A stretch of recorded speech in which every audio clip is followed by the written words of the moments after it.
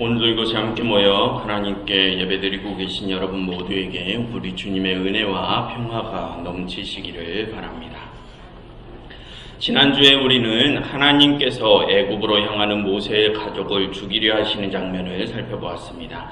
그래서 우리는 그 이야기를 접하고 놀랄 수밖에 없었죠. 왜냐하면 하나님께서는 지금까지 각고의 노력 끝에 모세를 겨우 설득시켜 이제 막 애굽으로 출발시키셨는데, 그가 애굽으로 출발하자마자 그를 하나님께서 죽이려 하시니 우리는 놀랄 수밖에 없었습니다. 그래서 우리는 그 이야기를 읽고 도대체 그러한 상황이 왜 일어난 것인지 의아해할 수밖에 없었죠. 그럼 여러분, 그 사건의 의미가 무엇이었습니까? 우선 그 사건은 모세가 자신이 저지른 살인죄에 대한 심판을 받는 사건이라고 했었습니다. 그리고 그가 아들의 할례 때문에 목숨을 구한 것은 이제 이스라엘이 모세의 아들의 피로 대속 제물을 삼아 구원받게 될 것임을 의미했었죠. 그래서 지난 사건은 앞으로 이스라엘이 애굽에 내려질 10번째 재앙에서 유월절 어린 양의 피로 구원을 받게 될 그 일을 예비하는 사건이라고 했습니다. 그렇듯 하나님께서는 자신이 저지른 죄 때문에 죽을 수밖에 없었던 모세를 심판에서부터 구원하심으로 이제 뒤에 이어질 이스라엘 전체의 구원을 예비하셨습니다. 그것이 지난주에 일어난 수수께끼 같은 사건의 의미였습니다. 그리고 이제 여러분, 지난주에 그 사건에서 우리가 미처 살펴보지 못한 몇 가지 중요한 내용들이 있어서 그것들을 마저 살펴보고 오늘의 본문으로 넘어가도록 하겠습니다. 여러분, 지난주에도 말씀드렸지만 지난 1장에서부터 이 4장까지 일어난 사건들은 모두 뒤에 본격적인 출애굽 이야기에서 일어난 사건들을 미리 예비하는 사건들이라고 했습니다. 그래서 방금 지난주에 일어난 할례 사건도 뒤에 이스라엘이 애굽에 내려질 재앙들에서부터 구원받게 되는 그 유월절 어린 양 사건을 예비하는 사건이라고 했었죠. 그런데 여러분, 그 내용에서 앞으로 이스라엘이 재앙 가운데서 구원을 받게 된다는 것이 어떤 의미입니까? 그것은 앞으로 이스라엘도 심판을 받게 된다는 뜻이죠. 여러분, 방금 말씀드렸지만 지난주에 하나님께서는 모세를 죽이려 하셨습니다. 그것은 모세가 이전에 저지른 살인죄에 대한 심판이라고 했었죠. 그렇듯 사람은 누구나 자신이 저지른 죄에 대하여 심판을 받게 되어 있습니다. 그런데 그 심판 가운데서 자신의 죄값 대신 바쳐진 대속제물이 있으면 구원을 받게 됩니다. 그렇듯 구원에는 반드시 심판이 따르고 그 심판에서 구원이 이루어지려면 반드시 대속 제물이 필요합니다. 그런데 여러분, 우리는 여기서 말하는 그 심판이 지금 우리가 어렴풋이 떠올리는 그러한 상황보다 훨씬 무서운 상황이라는 것을 생각을 해야 합니다. 여러분, 앞으로 이스라엘은 애굽과 함께 10가지 재앙을 받게 되죠. 물이 피로 변하는 재앙, 개구리, 이파리 재앙, 가축들이 다 죽는 재앙, 악성 종기가 나는 재앙, 그리고 우박과 메뚜기 재앙, 흑암의 재앙 등 그 모든 재앙들을 이스라엘은 애굽과 함께 받습니다. 이스라엘이라고 그 재앙들을 피해가는 것이 아닙니다. 그리고 10번째 재앙, 애굽에 있는 모든 아들들이 죽는 그 재앙에서 이스라엘의 아들들은 목숨의 건짐을 받죠. 하지만 그렇다고 그 재앙 자체가 이스라엘을 아예 피해가는 것은 아닙니다. 그들은 그 재앙 가운데서 건짐을 받을 뿐입니다. 그래서 우리가 생각해야 하는 것은 우리도 그 심판을 준비해야 한다는 것입니다. 그런데 문제는 그 심판이 우리가 생각하는 것보다 훨씬 혹독한 심판이라는 것이죠. 정말로 생명의 위협이 있는 심판이라는 것입니다. 여러분, 우리는 이 심판에 대해서 종종 오해를 하는데요. 그 오해는 그 심판이 우리 그리스도인들을 피해간다고 생각하는 것입니다. 여러분, 이전에 롯의 가족이 소돔에 내린 불심판에서 어떻게 구원을 받았습니까? 그가 소돔과 지근거리에 있는 소알이라는 도시로 도망가서 구원을 받았죠. 그런데 여러분, 여기서 우리가 오해하는 것은 그렇게 롯이 피한 그 소알이라는 곳이 안전한 곳이라고 생각한다는 것입니다. 하지만 여러분, 그 소알이라는 것도 역시 그 심판에서부터 안전한 곳은 아니었습니다. 그저 가까스로 목숨만을 건질 수 있는 정도의 곳이지 심판을 아예 피해 가진 곳, 심판이 아예 미치지 않는 곳이 아니었다는 것입니다. 여러분, 그때 롯의 아내는 죄악의 땅 소돔의 미련이 남아 뒤를 돌아봄으로써 소금기둥이 되어버렸죠. 그럼 여러분, 그 롯의 아내가 죽었던 곳이 어디입니까? 롯의 가족이 피신한 그 소알 땅입니다. 롯의 아내는 그 소알에서 심판을 받은 것입니다. 여러분, 그 내용이 있는 창세기 19장을 보면 모세가 그 소알이라는 성읍으로 들어갔을 때 하나님께서 그 성들과 본들과 성에 거주하는 모든 것들을 다 멸하셨다고 기록되어 있습니다. 소돔이라는 성읍만이 심판받은 것이 아니라 그 죄악의 소돔성 주위의 모든 성읍들이 다 심판을 받았다고요. 즉 하나님께서 소돔에 내리신 심판은 그 지근거리에 있는 모든 성읍들에도 영향이 미쳤다는 것입니다. 무슨 뜻입니까? 롯이라고 해서 그 심판을 피해간 것이 아니라는 것입니다. 그 심판을 받는 중에 목숨만을 구했다는 것이죠. 여러분, 노아도 마찬가지죠. 그도 홍수 심판 가운데서 건짐을 받은 것뿐이었습니다. 예수님께서도 마찬가지입니다. 예수님께서 우리 대신 어떻게 십자가 심판을 받으셨습니까? 군사들에게 채찍에 맞으시고 가시관에 찔리시고 손과 발에 못이 박히고 온몸에 피가 쏟아져 나올 때 예수님께서 그 고통을 다 초월하셨습니까? 그게 아니죠. 그 모든 고통을 예수님께서는 다 받으셨습니다. 그 가운데서 생명의 건짐을 받으셨죠. 여러분, 우리의 구원 역시 마찬가지입니다. 우리도 그 무서운 심판을 반드시 받을 것입니다. 그리고 그 심판 중에 우리가 구원의 건짐을 받게 되는 것이죠. 그러니 여러분, 그 심판을 우리가 어떻게 준비해야 하겠습니까? 정말 단단히 준비해야 할 것입니다. 우리가 그 심판을 건너뛸 줄 알고 그렇게 회의하게 준비할 일이 아니라는 것입니다.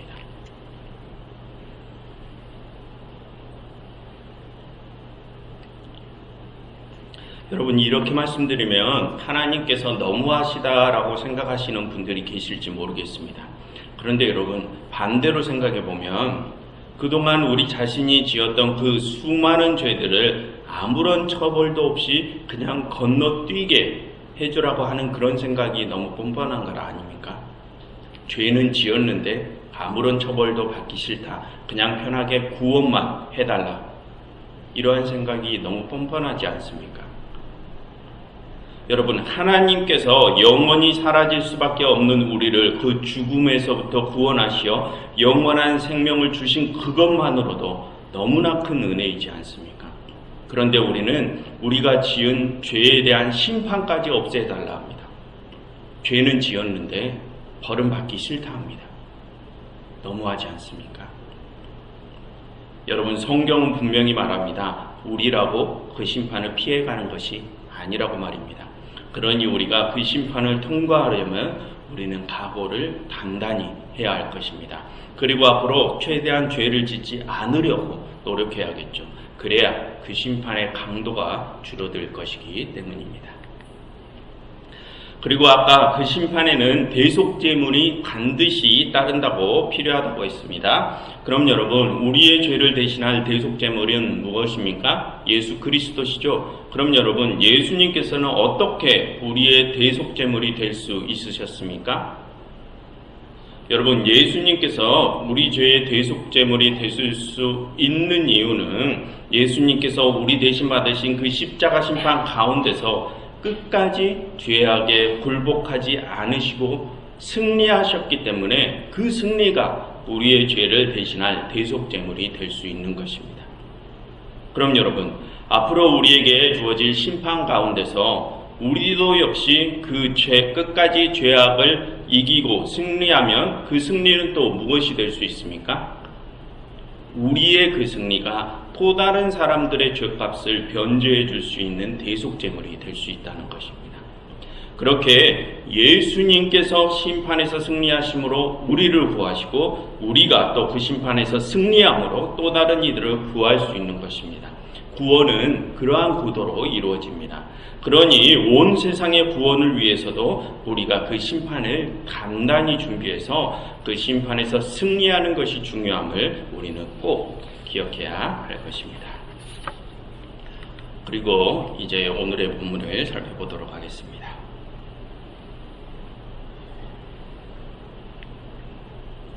오늘의 이야기는 모세와 아론이 만나서 드디어 이스라엘 백성들에게 하나님의 뜻을 전하는 내용입니다. 하나님께서는 아론에게 광야로 가서 모세를 만나라 하십니다. 그래서 아론은 하나님의 말씀대로 광야의 호렙산에 가서 모세를 만나 입맞춤의 인사를 나누죠. 그러니 모세는 지금까지 하나님께서 자신에게 분부하신 모든 말씀을 아론에게 말해줍니다. 그렇게 모세와 아론은 하나님의 명령을 받들고 이스라엘 백성들에게로 향하게 되죠. 그리고 그들은 이스라엘의 장로들에게 하나님의 말씀을 전하고 이스라엘 백성들 앞에서 이적을 행합니다. 그러니 백성들이 믿게 되죠. 그리고 모세와 아론이 백성들에게 하나님께서 이스라엘 자손을 찾으시고 그들의 고난을 살피신다고 전하니 백성들이 하나님께 머리 숙여 경배했다고 하는 부분까지가 오늘의 이야기입니다. 여러분, 오늘 본문에서 우리가 먼저 주목할 부분은 아론의 모습입니다. 여러분, 27절을 한번 보시면 여기서 아론은 광야로 가서 모세를 만나라라는 하나님의 명령을 듣고 그 말씀을 즉각적으로 받아들이죠. 그럼 여러분, 왜 그 명령을 아론은 즉각 받아들인 것입니까? 그 명령이 큰 어려움이나 부담감이 없는 명령이기 때문입니다. 오히려 이 명령은 그동안 오랫동안 떨어져 지낸 동생, 그 애달팠던 동생을 만나라는 명령, 즉 즐거운 명령이죠. 그래서 아론은 그 명령을 즉각적으로 받아들인 것입니다. 그래서 우리는 이 부분에서 하나님께서는 종종 그렇게 우리의 인간관계의 즐거움을 통해서 일하기도 하신다는 것을 알 수 있습니다. 여러분, 지금 아론이 모세를 만나라는 하나님의 명을 따를 수 있었던 그 동기는 가족 간의 재회의 기쁨이죠. 아론은 오랫동안 떨어져 있던 동생을 다시 만난다는 그 인간관계의 기쁨 때문에 움직입니다. 그리고 그 다음 28절에서 아론은 모세로부터 하나님의 큰 계획을 듣게 되고 그리고 그 계획에 합류하게 되죠. 즉 하나님께서는 이 아론이 느낄 인간관계의 기쁨을 이용하셔서 당신의 계획에 합류시키셨다는 것입니다.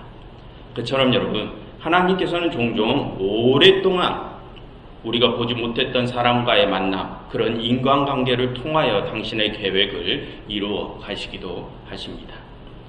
그런데 여러분, 여기서 우리가 이 내용의 요지를 잘 이해하고 또 오해하지 말아야 할 것이 있는데요.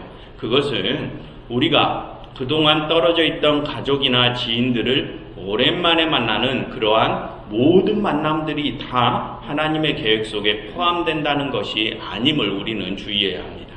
그것이 아니라 이 부분의 요지는 우리가 그렇게 오랜만에 지인을 만나게 되는 그런 수많은 만남들 가운데서도 혹시 하나님의 계획이 있을 수도 있으니 너무 그 만남을 경계하지 말라는 데에 요지가 있습니다. 여러분, 우리는 종종 오랫동안 연락이 끊겼다가 갑자기 연락이 오는 지인들이 있으면 경계심이 생길 때가 있지 않습니까? 그동안 연락이 계속 끊겼다가 어떠한 결혼식이나 되면 연락이 오거나 또는 돈을 빌리려고 또는 보험 일 때문에 이런 것들 때문에 오랜만에 연락하는 일 등 그러한 일들이 요즘 많기 때문에 우리는 그렇게 오랜만에 오는 연락에 경계심을 갖는 경우가 있죠. 지금 이 부분이 말하려고 하는 것이 그러한 상황에 대해서 말하려고 하는 것입니다. 그렇게 오랜만에 찾아오는 연락을 너무 경계하지 말라는 것입니다. 그런 오랜만에 연락 가운데서도 방금처럼 그런 나쁜 의도로 다가오는 연락이 아니라 하나님께서 계획하신 연락과 만남이 있을 수 있으니 그 의도를 알기 전부터 미리 경계심을 갖지 말라는 것입니다. 이 부분은 그것을 말하려는 것이지 우리에게 찾아오는 모든 뜻밖의 연락과 만남은 다 하나님의 계획이니 그 모든 만남에 의미를 두어라, 이런 의미가 아니라는 것을 우리는 기억해야 할 것입니다. 나에게 사기를 치려 하거나 자신의 이익만을 위해서 접근하려는 연락까지도 다 하나님의 계획이라고 생각할 필요는 없다는 것입니다. 여러분, 하나님께서는 악을 사용하시지 않으십니다. 사람들이 이미 저질러 놓은 악을 이용하시기나 하셔도 하나님께서 직접 악을 계획하시고 사용하시는 것은 아니라는 말입니다. 그러니 상황에 따라서 그러한 것들을 우리 스스로 잘 판단하고 행동을 해야 할 것입니다.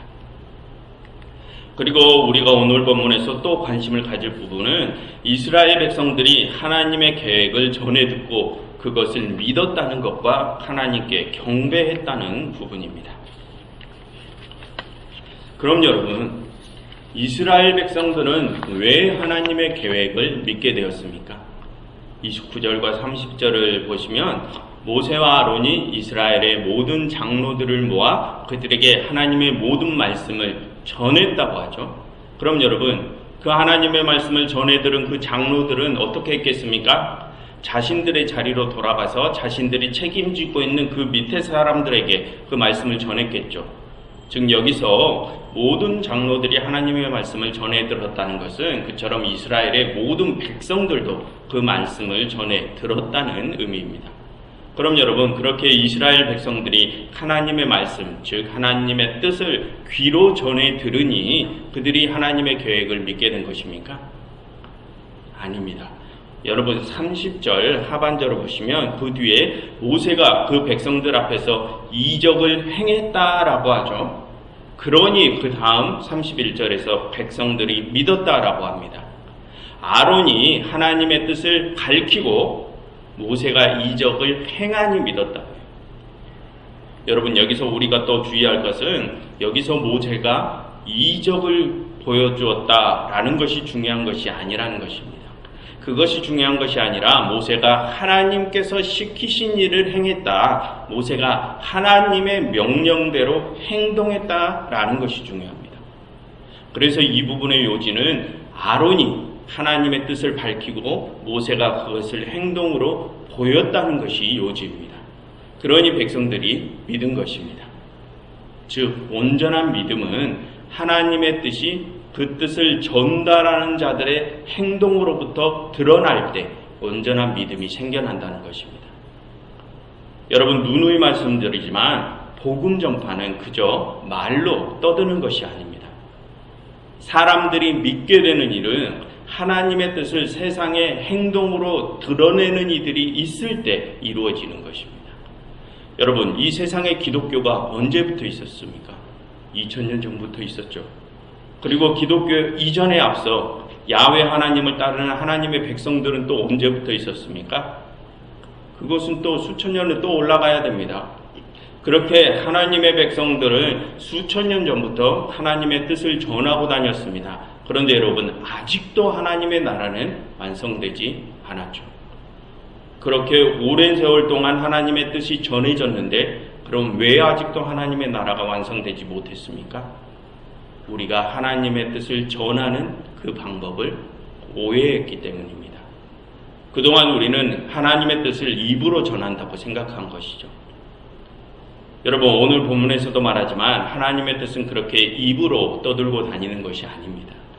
하나님의 뜻은 우리의 행동으로 세상에 드러나야 하는 것입니다.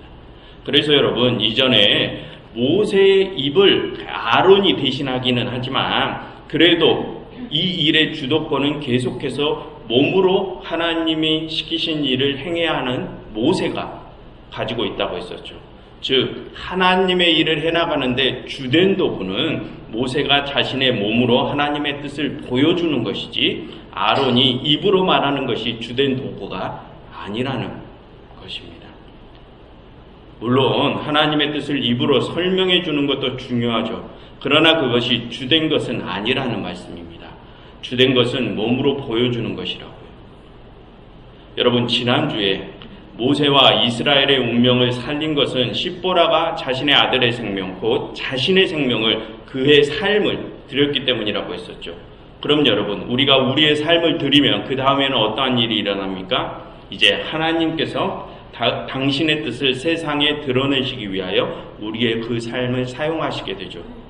즉 우리의 삶, 우리의 몸, 우리의 행동이 하나님의 뜻을 세상에 드러나는 가장 중요하고 가장 주된 도구라는 것입니다. 그런데 지금까지 수천 년 동안 우리는 입으로만 하나님의 뜻을 떠들고 다녔죠. 수천 년이 지나도 하나님의 나라가 이루어지지 않는 것은 그렇게 우리가 하나님의 뜻을 잘못 전했기 때문입니다.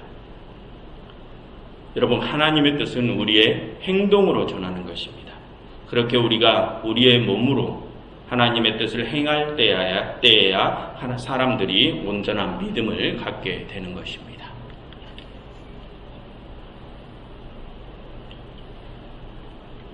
그럼 여러분, 우리가 우리의 몸으로 행해야 할 그 하나님의 뜻이란 무엇입니까? 그것을 31절 하반절에서 일러줍니다. 여러분, 거기를 보시면 이스라엘 백성들이 머리 숙여 하나님께 경배했다라고 하죠. 그것은 이스라엘 백성들이 진심으로 하나님을 섬기는 모습을 보여주는 것입니다. 그럼 여러분, 왜 그들이 진심으로 하나님을 섬기게 되었다고 합니까? 무엇을 듣고 그랬다고요? 하나님께서 이스라엘 자손을 찾으시고 그들의 고난을 살피셨음을 듣고 그랬다고요. 여러분, 여기서 우리가 또 오해할 수 있는데요. 여기서 이스라엘이 하나님께서 자신들의 고난을 살피심을 듣고 그랬다고 하니까 우리나라의 보수주의적인 학자들은 그것을 문자 그대로 받아들여서 봐라, 하나님의 말씀은 귀로 듣게 말로 전하는 것 아니냐, 이렇게 말씀을 하시는 부분이 있습니다. 그런데 여러분, 이 부분은 그게 아닙니다. 여러분, 여기서 듣다라고 번역된 히브리어 단어는 샤마라고 하는데 그 단어의 명령형이 우리가 잘 알고 있는 들으라 라는 뜻을 가진 쉐마라는 단어입니다. 아무튼 그 단어는 단순히 귀로 소리를 듣는 행위를 뜻하는 것이 아니라 관심을 기울여 경청하다, 그 내용을 느끼다, 그래서 받아들인다, 이런 의미를 가집니다.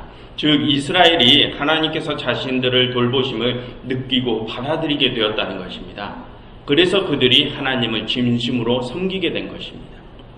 그럼 여러분, 그들이 어떻게 그것을 느끼고 받아들이게 된 것입니까? 여러분, 바로 앞에서 모세가 어떤 모습을 보였다고요? 하나님의 뜻을 그의 몸으로 행했다고요. 그래서 이스라엘이 하나님께서 자신들을 정말로 찾으시고 자신들을 정말로 돌보시는 것을 느끼게 된 것입니다.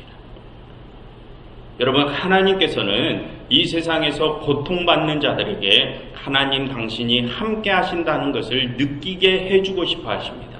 그래서 그들에게 희망을 주어서 그들이 그 고통에서 벗어나게 출애굽을 하게 하시려 하는 것이 하나님의 뜻입니다.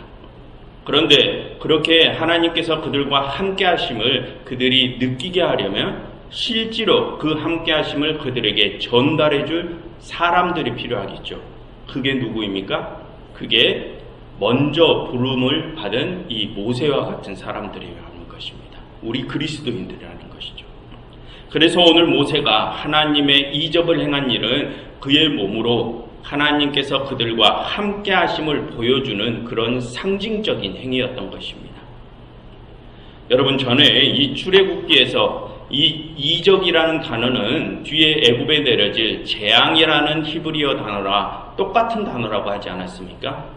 그런데 여러분, 뒤에 애굽에 내려질 그 재앙들은 애굽에게는 재앙들이 되지만 오히려 이스라엘에게는 무엇이 됩니까? 그 재앙들 때문에 이스라엘은 구원을 받게 되죠. 그리고 여러분, 아까 설교 처음에 이제 앞으로 애굽에 내려질 10가지 재앙들은 하나님께서 그 애굽에 내리실 심판이라고 했었죠. 그런데 그 심판은 이스라엘 백성이라고 피해가는 것은 아니라고 했습니다. 하지만 결국 그 심판 때문에 애굽은 무너지고 하나님께서는 그 심판 가운데서 이스라엘을 건져내시게 되죠. 곧 그 심판이 없었다면 이 이스라엘은 구원을 받지도 못했다는 것입니다. 즉 그렇게 이스라엘의 구원의 통로가 되는 그 심판을 의미하는 것이 그 재앙이요, 이 이적이라는 것입니다. 그처럼 오늘 모세가 이스라엘 앞에서 보였던 그 이적, 그 재앙, 그 심판은 결국 하나님께서 이스라엘을 고통 가운데서 구원하실 것을 미리 맛보여주는 행위였다는 것입니다. 그래서 이스라엘은 오늘 모세를 통하여 하나님께서 자신들과 정말로 함께 하심을 느꼈기 때문에 하나님을 진심으로 섬기는 모습을 보였던 것입니다. 여러분, 진정한 믿음과 진정한 섬김은 하나님의 뜻이 현실로 재현될 때 생기는 것입니다. 하나님께서 고통받는 자들과 함께 하심을 우리가 우리의 몸으로 보여줄 때 생기는 것이라고요. 그리고 그렇게 먼저 부름받은 우리가 그렇게 행할 때 이 세상에 실제 역사로 하나님께서 침투하시는 것입니다. 그러니 여러분, 이 세상의 참된 복음화를 위해서 우리가 우리의 몸으로 하나님의 이적을 행하기를 바랍니다. 여러분, 그 이적은 신비스러운 요술을 행하라는 것이 아닙니다. 이 힘의 논리가 지배하는 세상에서 그 힘의 논리 밖에서만이 볼 수 있는 그런 일, 바로 고통받는 자들과 함께하는 그 일을 행하라는 것입니다.